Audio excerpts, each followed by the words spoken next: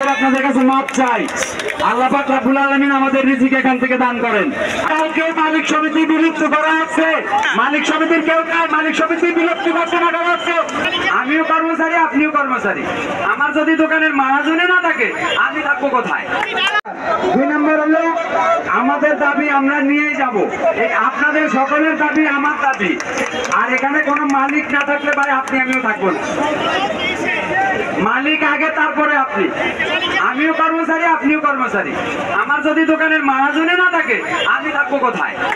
তাইলে আগে কি করতে হবে? আগে আমার মাহাজনটা ঠিক করতে হবে। আগে আমার মাহাজন ঠিক হলে আমার ওই 2টা দাবি 100% হবে।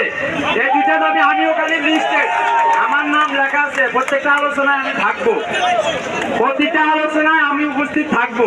আমাদের ওই 9 নম্বর আর 11 নম্বর 2টা দাবি, ওই 2টা দাবি পালন হকমূল হবে। এটা নিয়ে টেনশন করার দরকার নাই, উত্তেজিত হওয়ার কোনো প্রয়োজন নাই। আমরা বিশৃঙ্খলা করবো না, আমরা সবাই ভাই। আমরা এখানে আমাদের বর্তমান যারা দায়িত্বে আছে যে মালিকরা, তারা একটা কথা বারবার বলছে যে আমরা কেউ মালিক কর্মচারী না, আমরা সবাই সহযোদ্ধা, আমরা সবাই সহযোদ্ধা। আমাদের এই মালিকরা অত্যন্ত ভালো, এরা আপনাদের ঠকাবে না। এরা আমাদেরকে শুরু থেকে আমরা গত 3 দিন তাদের সাথে আছি না, এখানে কোনো দালাল নাই। এখানে যে আহ্বায়ক যে 3 জন লোক এটার দায়িত্বে আছে তারা আমরাই সিলেক্ট করে দিচ্ছি, আমাদের সিলেক্ট করা। আমাদের মালিক সমিতির কেউ নাই এখানে, মালিকদের কোনো কথা হবে না। মালিক সমিতির কেউ নাই, মালিক সমিতি বিলুপ্ত ঘোষণা করা হচ্ছে। মালিক সমিতি বিলুপ্ত হয়ে গেছে গতকালকে মালিক সমিতি বিলুপ্ত করা হচ্ছে।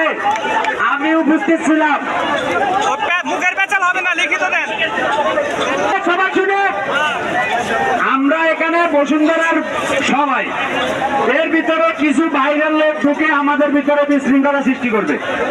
এই জিনিসটার দিকে আমরা লক্ষ্য রাখতে হবে ভাই। এইখানে আমাদের হাজার হাজার কোটি টাকা ইনভেস্ট, আমাদের মাহাজনদের এখানে, আমাদের সকলের পরিবারের রিজিক এখানে। আল্লাহ পাক রব্বুল আলামিন আমাদের রিজিক এখান থেকে দান করেন।